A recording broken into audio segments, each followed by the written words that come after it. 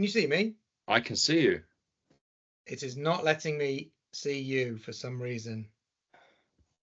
I'm here. I'll just have to, I just have to remember what you look like.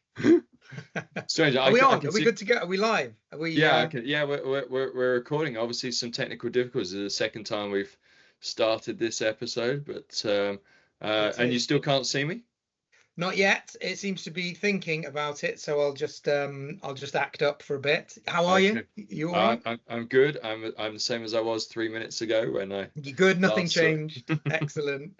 Other than And I think that recording has gone. I'm not sure whose is playing up, but the bit that we recorded is gone. So you're in Spain in your back cave. I'm in the back cave in Spain. Yes. Watching things very slowly happen on my laptop, but it has been all right all day. And I know Spain can be a bit of a backwater, but here it's quite modern, and we do have internet and kettles, in fact. But yeah, okay, it's giving me some options now. I might slowly be able to join. But yes, so yeah, sweating it out here a little bit. Got a video that we managed to get through, I don't know, a moment of, but yeah, another one for us. UK issue, different from what we've seen sort of last time, or the last couple of times, slightly different. Good. But yeah, hopefully of some interest as soon as Teams decides to actually let me do anything. Yeah, no, I've been looking for a few. I'm glad you found one. I've been looking for a few, but a few of the ones that I kind of thought were interesting were pretty much retreading some ground that we've trod recently in our massive 10 podcast. And I didn't want to kind of revisit the same ground too quickly. I'm sure we will at some point, but I thought it'd be useful to try and find something a little bit different, or to go back to some of the issues that we've looked at previously. So I'm glad you found something. Be interesting to see if the hamster turns the wheel enough to enable us to look at it. Well, I can see you, which is positive. Yes. Yeah, maybe. Yeah. The beard's letting you down. On the beard front, I think I'm top trumps. Oh yeah. No, I did have a bit of a trim and tidy up. I was feeling a bit like Grizzly Adams. Yes, yeah. In the warm I'm very weather. much Grizzly Adams. Yeah, at the moment, I immediately got asked by a neighbour when I arrived here in Spain if I had converted to Islam. First thing he said to me. So I was like, "Is that the look? Is that what I've gone for? It wasn't the plan, but never mind." Inshallah. So I said yes, inshallah. just to keep him thinking. Yeah. Right. So I think I can share the video. We'll get it started again, and we'll just see how we go from there. Yeah. Hopefully it will be a good enough kind of playback speed, rather than like a Harryhausen stop-start animation. But it was yes. Let's have a look. Content only. Right. I'm going to give that a press. Yeah. One of my favorites. I've got right, can you see got a black screen at the moment. Oh, I can see the condensed part. It's a kind of top-down view, security camera or something. All right, you're just enlarging it. Oh yeah, Facebook is now full screen. Yes, I don't know which part, but yeah, I don't think it matters in London. It can all be good and bad. So just to recap, yeah, we've got 1 against 2 here. We've got the 2 guys who are in darker clothes all over, versus the guy who's in the dark jacket and the sort of the grey joggers and grey hood, and then various bystanders. And they got an audience. They got an audience in orange who are just kind of getting their coffee break watching. Exactly. Yeah. Well, you can see there's people and it's daylight, so we'll see what plays out off the back of that, and then maybe that's a start for you. So I'll hit play. Yeah. Fingers crossed.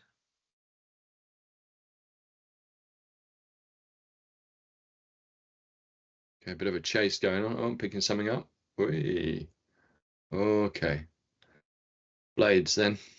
Back to sword fighting, are they? At least 1, but possibly 2. Can't really see. Might even be 3. Yeah, that looks like a spanner. Looks like Oh a yes, it looks. Yeah, it's like a big torque ring wrench spanner, or big yeah, ring yeah. spanner or something like that. I think he just picked it up off the floor. I think, but we can Yeah, break it down in a bit. fiddling with The his other guy has coat. clearly some intent on them.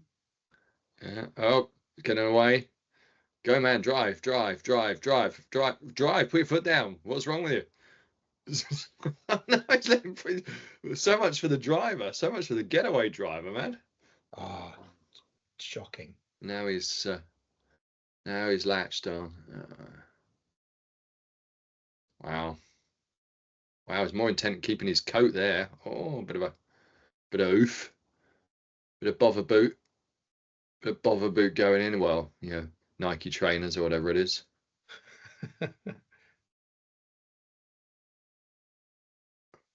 Is it coat theft or is that trophy time? Well, I couldn't work that out, and I Dude's couldn't up and find the running. news article on it. Dude's up and running. Oh, another bystander coming past. Let's hope they're all right. School kids at the top, by the looks of Uh, it. yeah. Oh, and he's off. Yeah, run it through one more time if you can. Let's have a look Yeah, at give it a little bit of running commentary.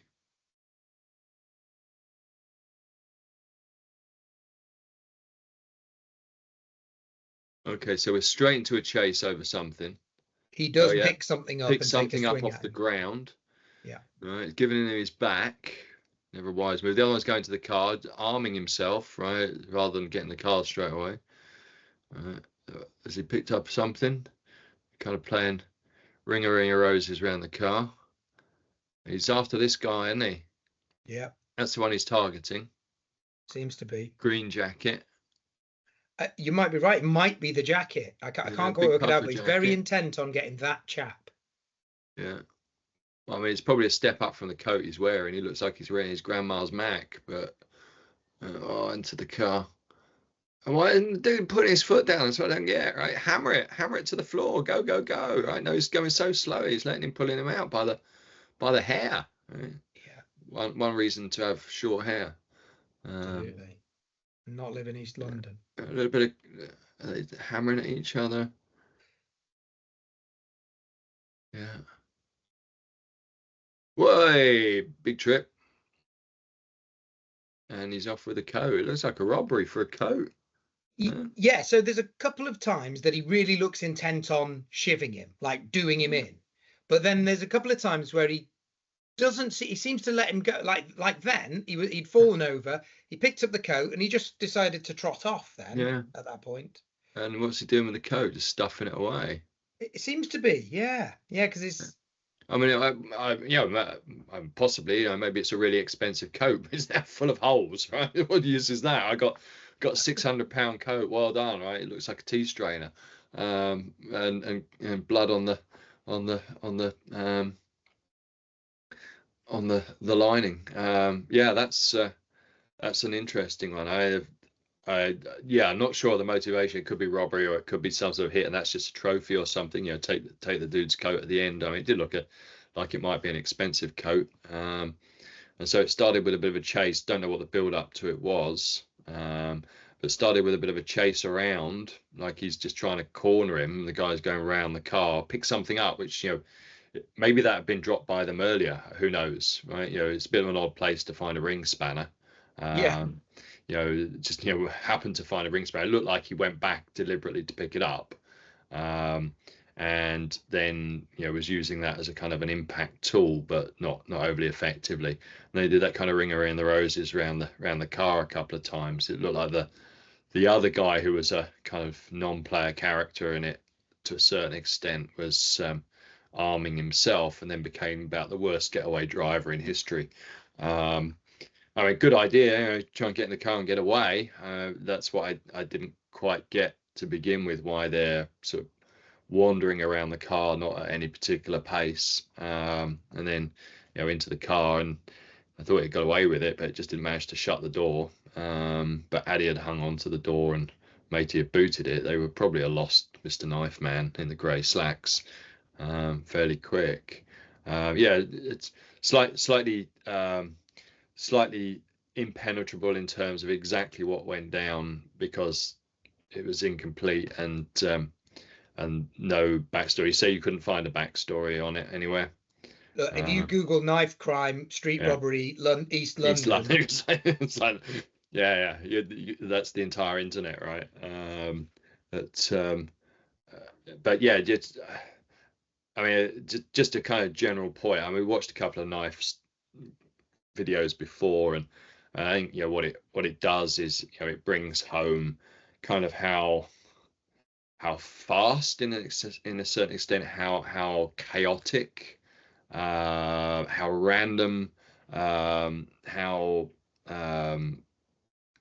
kind of immediate some of it is, right? It's not, it should burst the bubble of anyone that's still living in fantasy land with regards to martial arts and knife self-defense, right? You look at some real knife attacks like that, and you wonder how people still train this kind of stylized bullshit in martial arts terms for knife attacks that is clean, clear-cut technique with kicks involved, and blocking and counter punching and grabbing a wrist and all this kind of stuff. And it's kind of clean with timing, with distance, all that kind of stuff, where they can execute this kind of aikido-like maneuver, and then you see that and you realize how chaotic it is, how random it is, how quickly the distance is closed and opened again,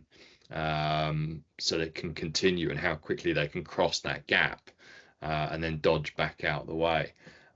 So from that perspective, I think it's like a couple of the others that we've seen. It's kind of a wake-up call. It's a reality check for those of us that train in this area and want to prepare for knife violence, which is that's the major thing beyond kind of doing the basics of punching and kicking and contact management stuff that we do. I spend most of my time in classes teaching beyond those things, knife violence responses. I think that's a good, it's a good video from that perspective in terms of the wake-up call as to what it looks like, and how quickly it happens and so on.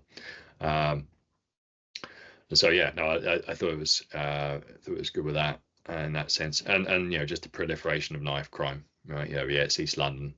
Major cities have more knife crime than others, but that's a major problem throughout the UK now. It seems to be, not just cities and rough areas, right? And that's what you hear all the time, right?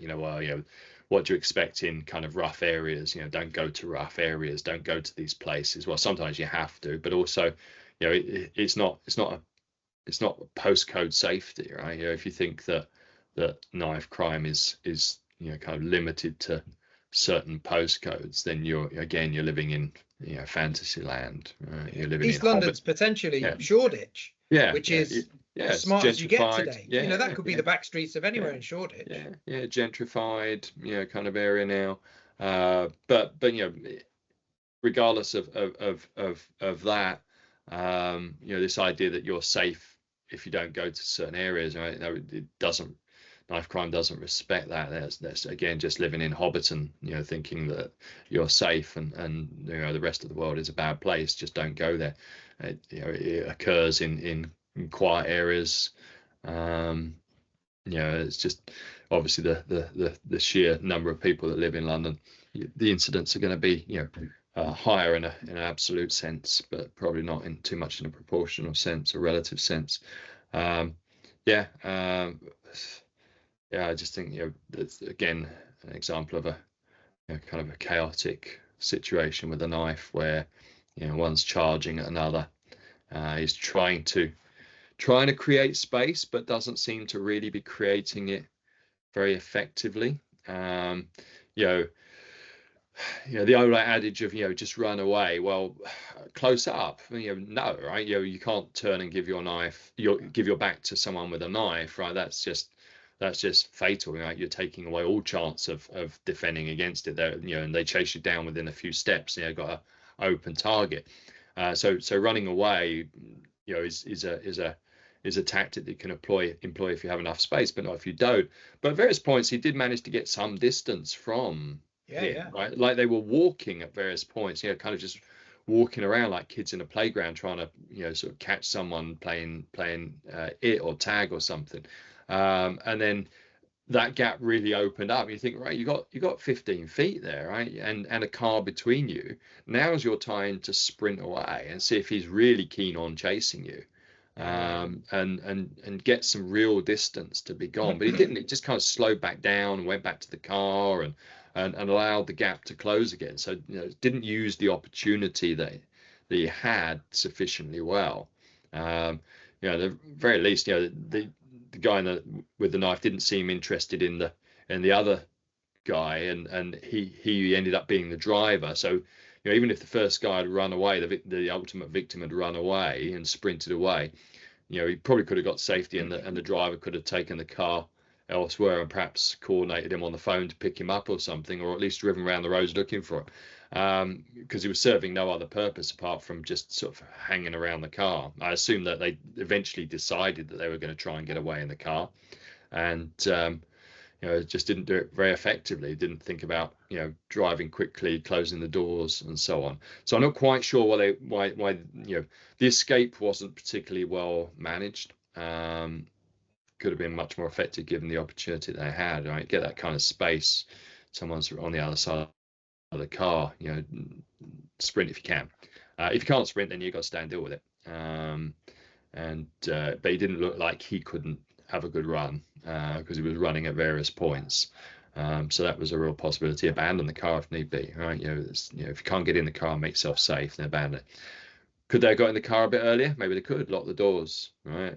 Seemed like they wanted to continue the confrontation, and that's what my gut feeling was watching it, that they weren't too keen to end the confrontation and get away from the knife to begin with.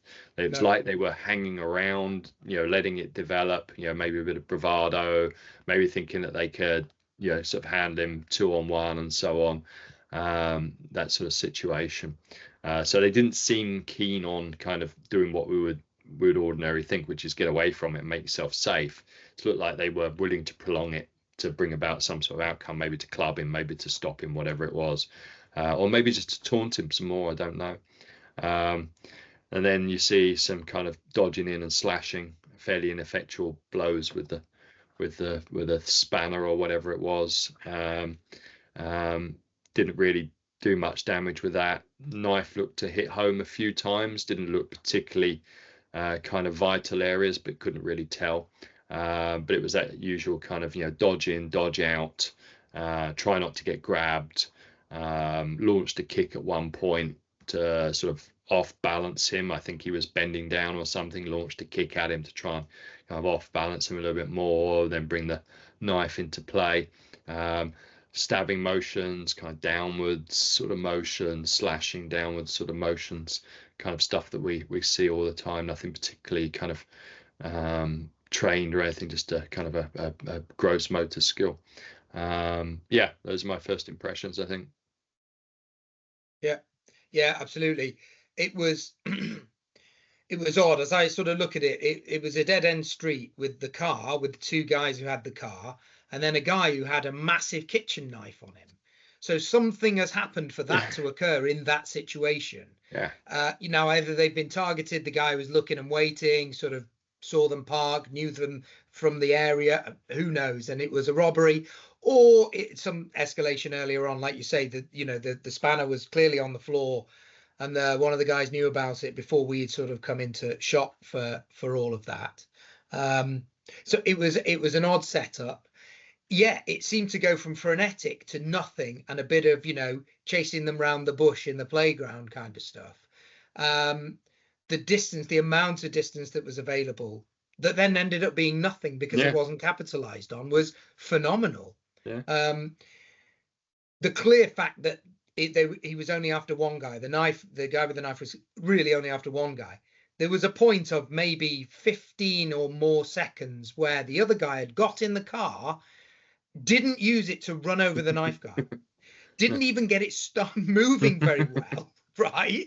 It was driving Miss Daisy, wasn't it? I mean, it's like so slow. Even when the guy was in the car, it's like so slow. When he was in the car, it was less than walking pace. So So we can say one or two things. Like either he really had no thought concept, he had no vision of what he was going to try and achieve, or he was absolutely bricking it and all his fine motor skills had gone and he totally biffed being able to drive a car. But the amount of time they'd spent there, that adrenal spike, you'd be amped up. Don't get me wrong. That minute, there's a minute and a half of that footage. The guy had enough time to at least get his shit together for 5 seconds. So, clearly he had neither of them had a game plan. One of them was getting slashed at, properly, trying to get chefed up. So clearly his game plan was don't get chefed up.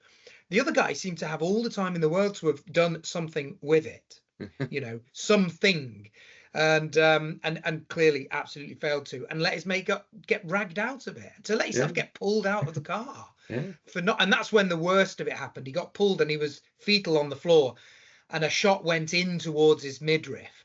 I think he got his hands and his feet curled up, and it didn't like quite he did come get through. something to deflect it. But I think that was fluke, and then he turned and sort of kicked. He only made one pretty crappy kick towards the guy's knees, which is good. That's a good place to kick him. And that seemed to stop the onslaught. And he almost was allowed to get up. Yeah. So it was very, very odd. It was sort of, the amount of lack of commitment at some points in it compared to where he was clearly trying to kill him was really at sort of at odds with each other. So understanding the situation was very odd. But the number of opportunities to leave, the misses in those opportunities, the car, the run, we're guessing at why it might happen, but you've either got panic or you've just got people who are just not, have never thought it through, never thought about what they're going to do. And they're just in the moment. You see that here I am in this moment. I'm not thinking, beat feet. I'm not thinking get in that car and use it as a tool. I'm not thinking get in that car and make sure we're away, hot stepping down that, wheels spinning and everything. Yeah. And if they are wannabe gangsters or whatever it is, carrying knives and stuff like that, then they're not particularly well prepared for that situation mentally. For the outcome, and they both went to the back of the car at one point, opened sort of the back door. I thought number 3 was maybe trying to get a tool out, but he didn't seem to come out with anything. It's like he was like looking in the back, thinking, "Is there something here I can use?" And then sort of comes out without anything. A badly executed non-plan. Whereas the kind of the priority there from a training perspective. I mean, if it's a robbery for a coat, right? Yeah, well, give him the coat. Just have the coat, go away, mate. Now I understand that people don't do that in the moment, right? But if you got the space to run, which he had manufactured that space because it was sort of an ambling speed, right? They were just kind of wandering at each other for a lot of time. And he seemed to, and that's why I say he didn't seem in any particular hurry to disappear from the situation, to extract themselves from the situation. Maybe, like you say, they were just kind of caught in the moment and they hadn't hit upon that plan yet of, well, maybe we should just leg it or get in the car. Right? Maybe that hadn't come, or maybe they were just trying to prolong it. We can't tell. We can't tell what's in their heads from that video. But what you see is the kind of the opening of the space where there is an opportunity to escape, right? Whether in the car or on foot, there is an opportunity, but they don't take that opportunity for whatever reason. And then, like you say, the closing of that gap is so sudden, right? So when it closes quick, right? Yeah. It's not a slow thing of coming together, right? That gap you're not is trapped down into a corner, right? No, it's wide, and then suddenly it closes, and it closes much quicker than you think from further away than you think. Because at various points I thought, all right, now he's got some real space, and then suddenly the gap would close again. As they came across the bottom of the screen, it would close quickly. And so the old adage, 21-foot rule for drawing a weapon and shooting a knife attack, anything over 21 feet, you stand a chance. You can see the video test done online and so on. Anything below that, then they're probably getting the knife into you before you can draw and get a bead on the person. Well, that same kind of a rule of thumb applies there, which often people don't understand. You think, oh well, he's 15 feet away from me. I've got space. I'm pretty safe. I can just sort of back up. But that 15 feet is covered so quickly that if you're not prepared, there's very little you can do, right? You're not going to get anything out to assist yourself. You're not going to have any kind of preparation to hit if you haven't thought about it beforehand. He's going to be on you before you can do it. The idea of kicking him away, stomp kicking him away from that distance as he's running in, right, chances are you're not even going to think about it about getting a shot off like that. And if you do, right, that timing is so precise, getting a foot up, getting it out so that you hit the right extension, that with the weight traveling forwards, chances are, by the time you thought about doing it, by the time the brain has commanded the body to do that, he's already on your leg. You're just standing like the Karate Kid on one leg, and doing. You're going backwards. Yeah, and you're going back over. Right, you're losing your balance. If he could even muster the kind of the strength to lift the leg off the floor, right? One of the kind of effects of adrenaline is that it makes your legs weak. You don't want to lift your legs up to kick. Well, look him trip over. Yeah. I mean, he literally catches his own feet. You would think the last thing that I'm going to do is let myself fall over near the knife guy. Yeah.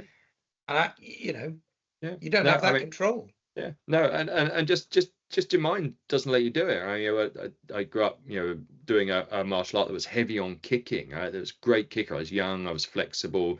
I kicked people in the head. I was fast. I was powerful. And then the very first night and I kicked people in kind of square go fights and so on, and gym battles and stuff like that. When you're amped up, you go to another gym, you go to kind of have fights and stuff, arrange stuff. But the first time I did it for real, working the doors, right, the idea of lifting my foot off the ground, I didn't think of for about the first 30 seconds, and then after that I just couldn't physically bring myself to lift my foot off the floor because I was so kind of focused in on staying on my feet and not getting knocked over and not collapsing to the floor. Right? The idea of actually using my feet for anything other than sort of maintaining my balance was just head wouldn't do it. And that was the disconnect between training and reality. Right. So I think my point is that gap closes so quick. So he's not going to get off any fancy kick. And even if he thought about it, or even if that's what he trained, the chances of pulling that off due to adrenaline, due to timing, due to all those things are pretty narrow. And therefore you're in hand range, right? You're if he's got a spanner, he's got to be hitting him with that. You're using that to create some distance, right?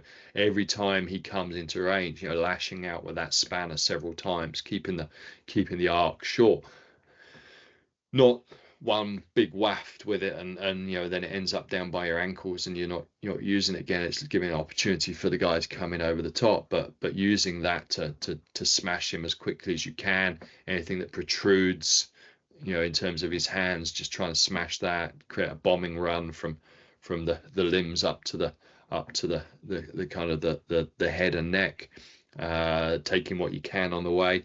And then beyond that, if that gap is still being closed and that's being ineffective, then controlling the weapon limb. If you can't get away from and it's relentless, then your only chance to go in is to go in and try and get control of that weapon bearing limb 2-on-1. None of this bullshit holding the wrist with one hand or anything like that. That's coming straight out. 2-on-1, and we know that from reality and from pressure testing and experience that that's pretty much the only way of stopping someone from making you like a pincushion. I think he'd been more committed than the other guy would have been in serious trouble. I agreed. Yeah. I think he was lucky to a larger extent. A couple of things that you mentioned and sort of really key. If you ask anybody, well, what would you do in this situation? Put yourself in a restaurant. Oh, well, I'd pick up this and I'd just stove them in. Have you ever practiced doing that? No, I wouldn't need to.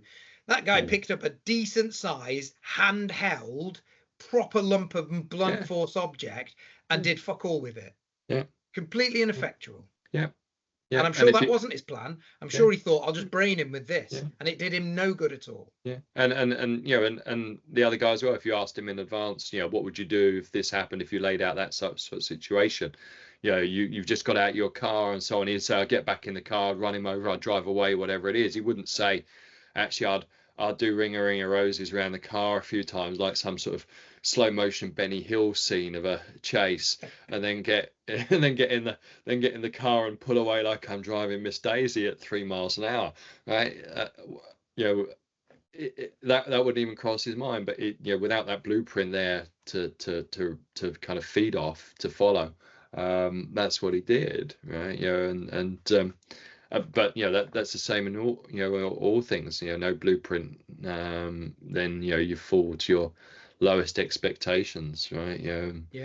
That's what happens. The number of people that it's sad to say, you hear it all the time with this kind of bravado, but people say, oh, I'd die for my kids, and I'd die for my partner, and die for this, or I'd fight like that, I'd fight like hell if someone did that to me, and actually they don't.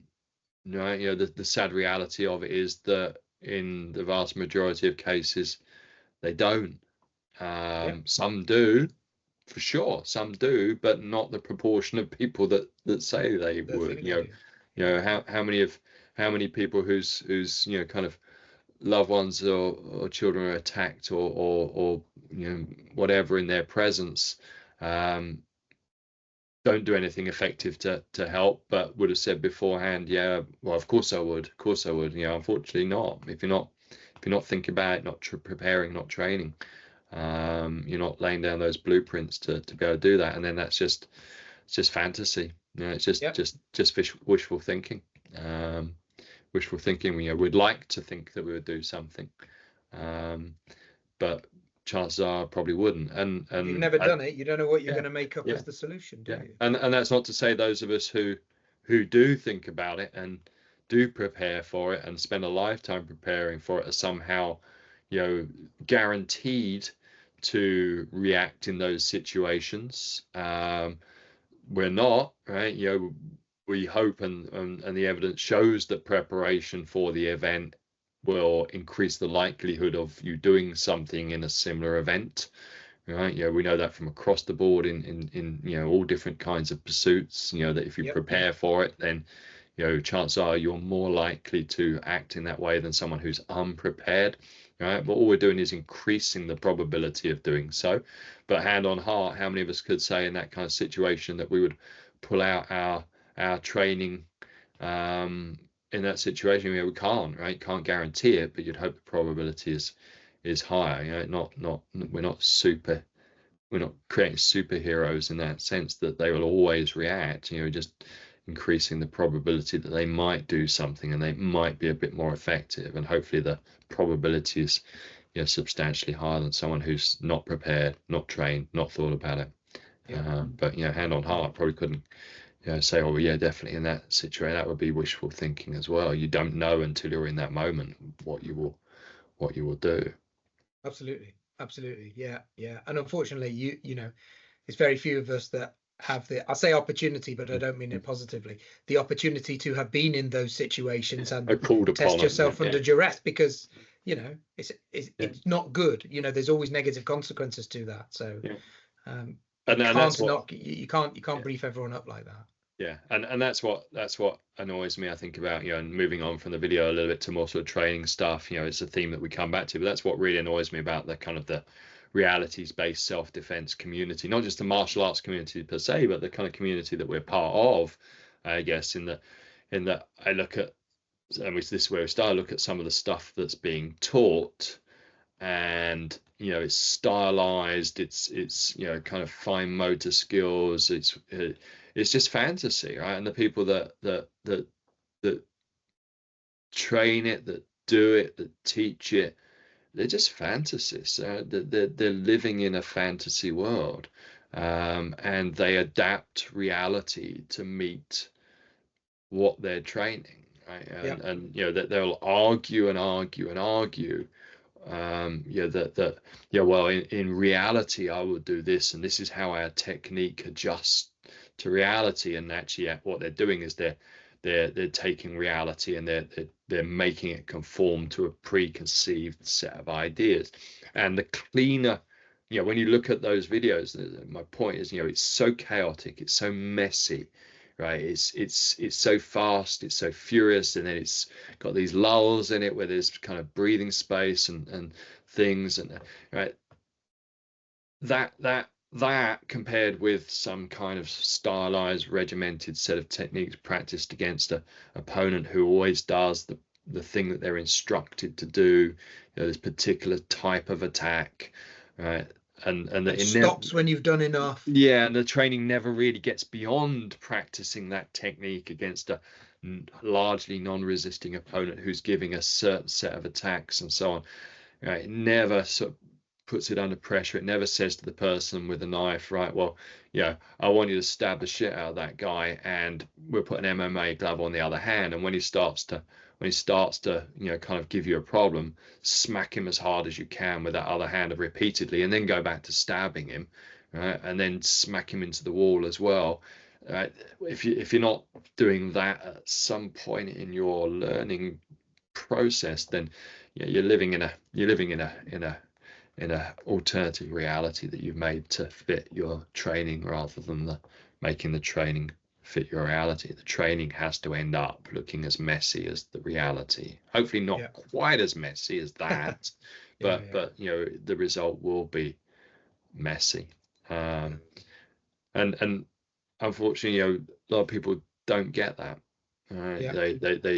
They're I think we said it before, their perception of violence is shaped by all these other things, including movies and honorable stuff, and they come saying they know nothing, but when it comes down to it, they have a view as to what is the appropriate response, and they want to impose order on stuff. They want to impose this idea that this sanitized clinical set of techniques can somehow defeat that kind of situation. And if you go, actually, no, it looks like this, then their reactions are usually, and you get this from martial artists as well. They go, actually, no, that you're not really doing any techniques. All you're doing is kind of scrapping and bashing people and rolling around, and there's no technique involved. And I actually know there's huge amounts of technique involved. There's huge amounts of skill involved, right? Just knowing how someone's going to move when you've got hold of their arm, right? Just trying to grab someone's arm effectively and control their arm and their neck or whatever, right? That and them not letting you do it. That's a huge amount of technique. But they don't see that. It's a bit like, use the analogy in class last night when we were doing some kind of wrestling, and the weekend we did some kind of ghetto judo with the jackets, and we had coats and stuff on, and just kind of feeling people move, getting into the position and so on. But you look at Olympic wrestlers, Olympic judokas and so on, right? It looks really scrappy, right? It's really, really scrappy, right? You look at MMA, it can look really scrappy, but that's because it's a dynamic physical exercise. Right? Take an Olympic wrestler, who's fighting for a grip all the time. It's not clean. The other person's trying to foul it, trying to get their own grip, and then go, all right, well, now take a technique. Once they've got a double underhook, now you can bring your hands to their face and push on their nose and push them back and so on, right? Like, no, that kind of stylized thing doesn't fit to that kind of chaotic game. Yeah, you might get a thumb in their eye at some point, but they're not going to stand still and stop what they're doing once you start to get your hand to their face and so on, right? That kind of technique won't solve those dynamic problems in the way that you perhaps think. You've got to live in that world of dynamism first. Yeah. Yeah, for sure. And aside from sort of in the dojo, I a little bit back to the video, but just as a if I'm going to give anyone, I hate to advise people, advice is like arseholes and all that. So if you're out and about, if you're thinking, how do I take what I'm learning and apply it in the real world, or how am I preparing for things? Have a look at what's available to you. What's around the house that you think you'd pick up. I don't mean where have you hidden your knuckle dusters and where have you got like the side daggers tucked behind the curtain and all that shit. I'm talking about, what if you're in your garden? More live action role players involved in reality-based self-defense. The ones that what's on your street as you walk up and down it, right? What are you most in? You're in your car. Have you practiced getting in your car at a sprint from 150 meters away so that you're hanging as you reach it? Open it, sit down, lock the door. How quick can you do it? That was shit. Do it again. Have you ever done that? Have you ever got in the car, locked the door, started it, and driven off as fast as you could safely? Have you ever done anything that is sort of applied use under duress of what you think is all around you, and you are quite sure that you would use to your advantage, that clearly was just not used to anyone's advantage? If you've never just run through it in your own head, if you've never turned and sprinted through a city centre on a busy Tuesday afternoon, there's different hazards. It's a different reality from going and doing some hill sprints in the park. Running in the countryside. Running through the city is a good, make sure you're wearing proper running gear so you don't get tackled by the old bill or anything. But running around the city, get out for a couple of miles. Very different kind of terrain when there's people about. And you're right. Most people won't. Kind of think it's sort of run of the mill to do this stuff at times, but most people won't have ever thought of getting to their car quickly, out of breath, making sure the door's locked, what order to do it in. I mean, we do it, and we've done it in the, when we're training cars and so on, getting people up the other end of the kind of street, doing burpees and till they're knackered, and then, wrestling their way out of being held down, get to your feet, sprint down the road, get in the training vehicle, lock it, then start to get the key in the ignition and get your phone out, all that kind of stuff, which are all kind of fine motor skills that you've got to do when exhausted and adrenalized and possibly injured as well.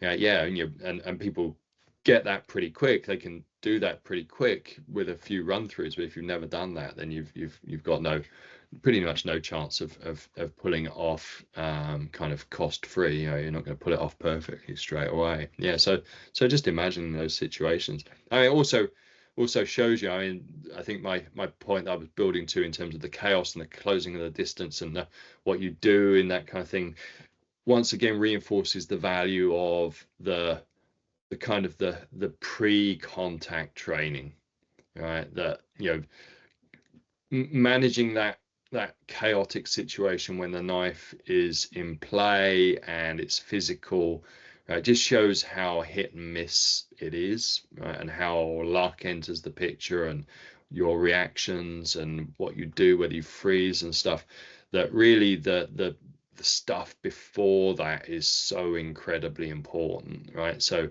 understanding human behavior a little bit, thinking about the environment, where are you, what goes on here, what sort of things am I looking for in terms of people in the environment and their behavior, people with hoods up, people with masks on. I mean, it's becoming way more common these days, but I'm still jumpy around youths with masks on and hoods up, right?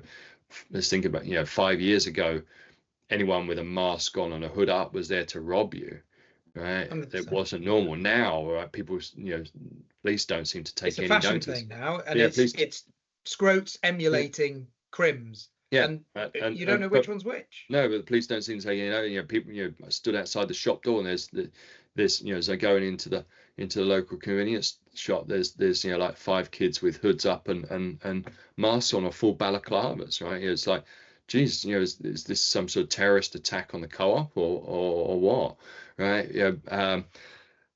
So I'm jumping around that, but those kinds of indicators in that sort of area, what people are doing, all those kind of pre-contact cues of people's behavior, their intentions, their focus on you, so kind of being in the right level of awareness when you're out and about, recognizing the body language, recognizing things about people carrying weapons and so on, understanding the cues that they give as they walk, as they talk, as they move their hands in and out of kind of different pockets and visibility, what they say, how they articulate it, the kinds of approaches that they make, all that kind of stuff is just pure gold, right? In these situations, right? That's where the action really is, right? If you're good at that stuff, if you really kind of train that stuff. It's not so easy to train class. We do train in various ways, but really that's homework, right? Give you the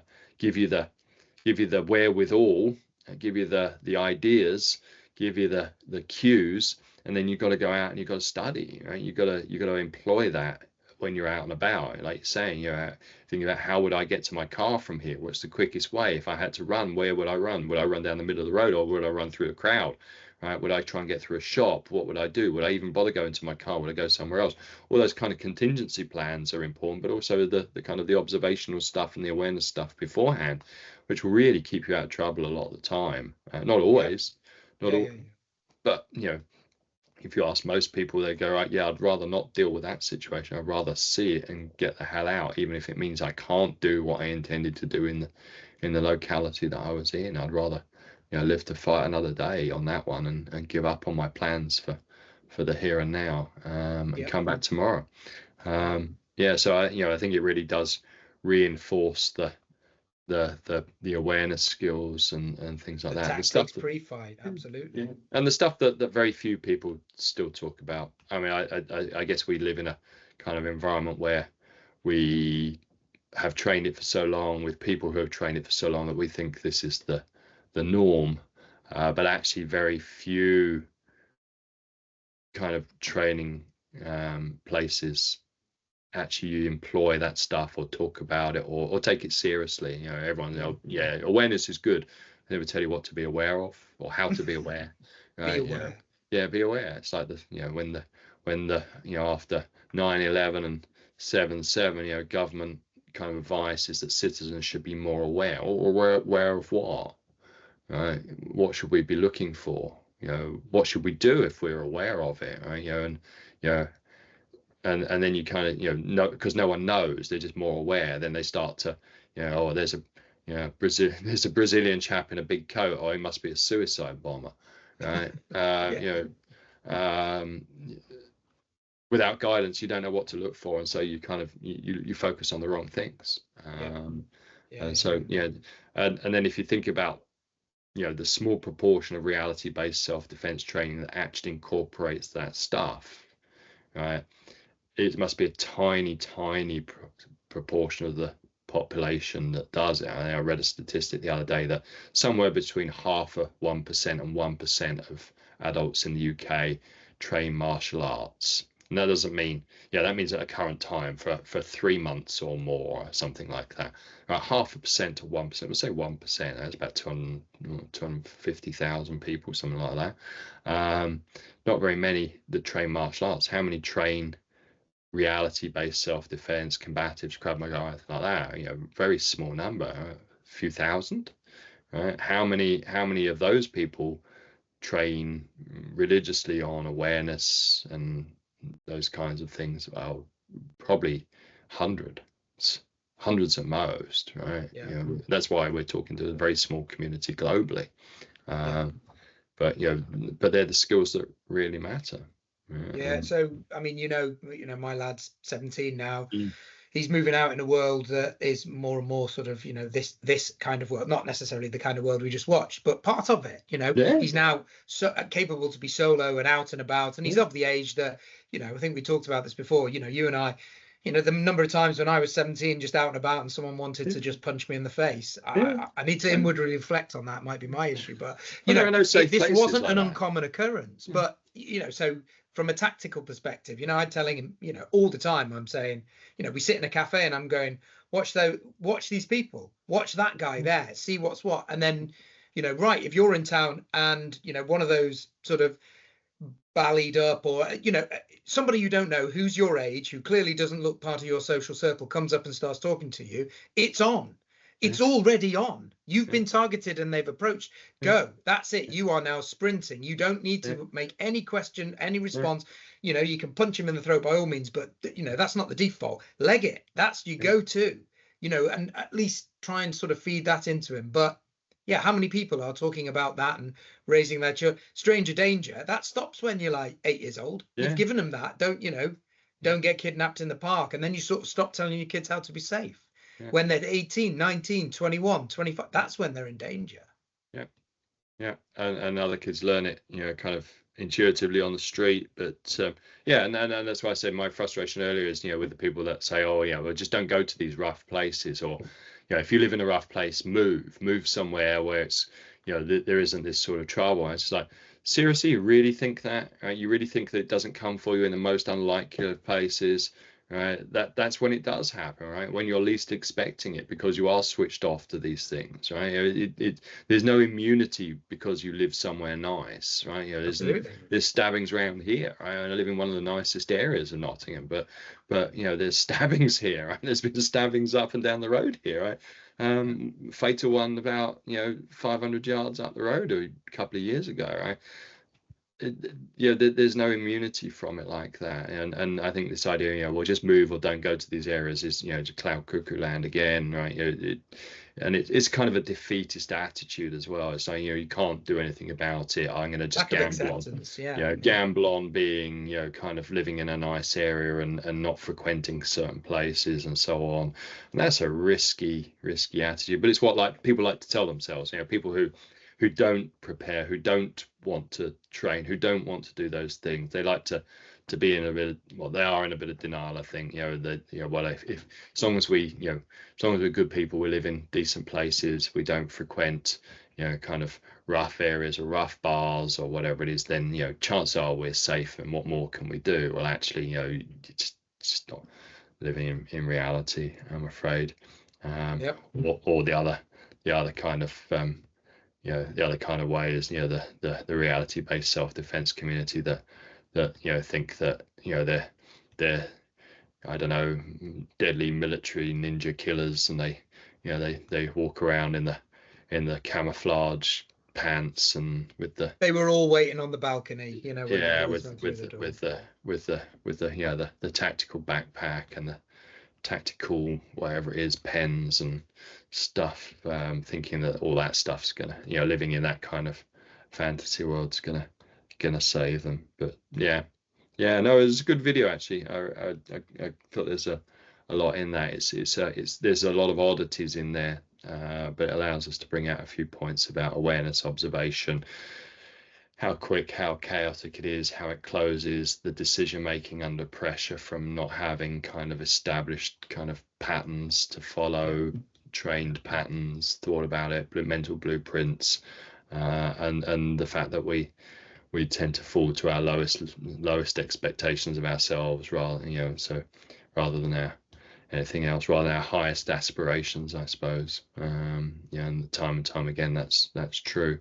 And all over what looks to be like nothing over a coat in the grand scheme of things. Seemingly, absolutely. Grand scheme of things. So, could all have been avoided with a bit of wherewithal, or a rifle, as I see as you've got in the background, which it's one or the other, isn't it? So that's it. You're not going to turn up to a knife fight with without a gun, are you? I mean, you're not going to turn up to a street fight without a knife. I'm not going to turn out to the knife fight without the gun. You always need to be the level above. But well, getting that out and loading it in 21 feet or less is going to be a little bit problematic. And I think a 2.2 pellet, I've got to be pretty accurate to make it stop you.